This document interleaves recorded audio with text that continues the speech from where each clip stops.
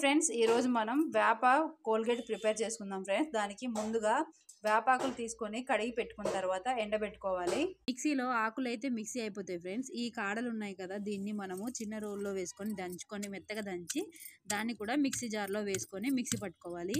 గల్లుప్పుని కొంచెం వేడి చేసి ఆ వాటర్ అంతా పోయిన తర్వాత అప్పుడు మనం మిక్సీలో వేసుకోవాలి ఫ్రెండ్స్ నేను కాడల్ని మాత్రమే దంచాను, మిగతావి ఇవి ఆటోమేటిక్గా మిక్సీలో అయిపోతాయి.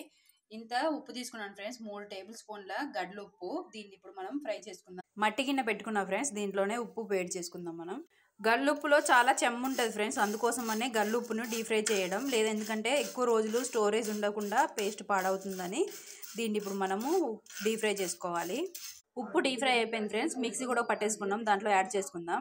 5 మినిట్స్ మిక్సీ పట్టుకోవాలి ఫ్రెండ్స్ ఈ పేస్ట్ వల్ల మనకి త్వరగా పాచి చేరుకోదు, ఫ్రెష్గా ఉంటుంది నైట్ వరకు. చాలా హెల్దీ పేస్ట్ ఫ్రెండ్స్.